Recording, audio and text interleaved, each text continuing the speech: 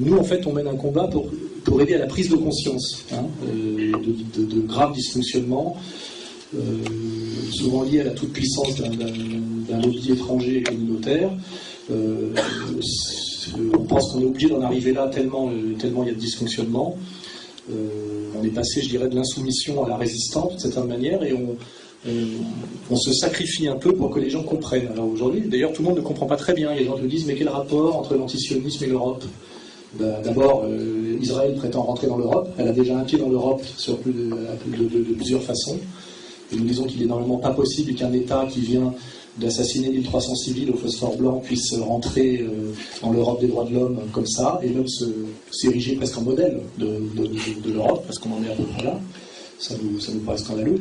Et puis, même au-delà, il y a si la vision sioniste, qui est une vision inégalitaire, théologique et raciale, s'impose en Europe, c'est aussi, pour moi, je dirais, en tant que marxiste, c'est un peu le stade suprême du capitalisme. Ça veut dire qu'en gros, le modèle de la société de demain, qui a beaucoup à voir avec le néolibéralisme exacerbé, on valide une société à deux vitesses, basée sur le mépris, et carrément sur le mépris racial. Et j'en parlerai dans mon prochain livre. On voit s'instaurer de plus en plus en France ce que j'appellerais une racialisation des rapports de classe.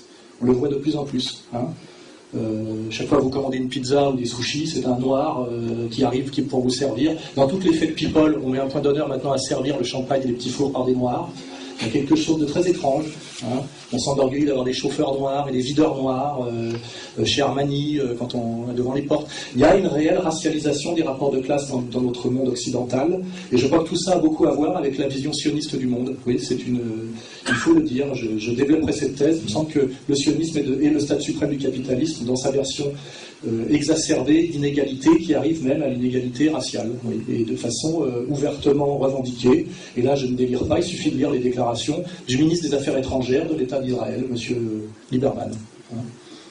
Si ça ne vous gêne pas, moi ça me gêne. Et je fais une fois de plus remarquer, M. Jean-Marie Le Pen à côté est un centriste de gauche.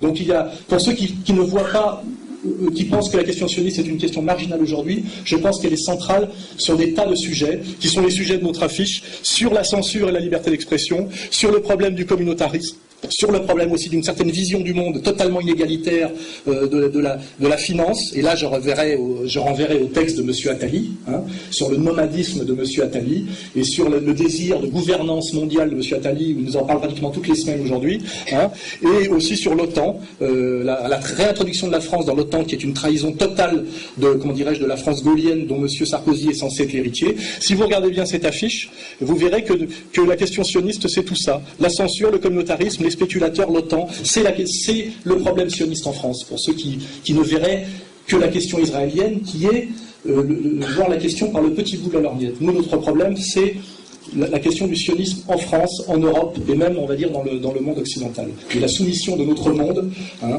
monde helléno-chrétien, de cette gauche française aussi, de cet universalisme français, à cette idéologie sioniste, qui est une idéologie inégalitaire, théocratique, racialiste. Et on le voit dans les faits, par les agissements de l'État d'Israël et par sa dérive extrême droitière.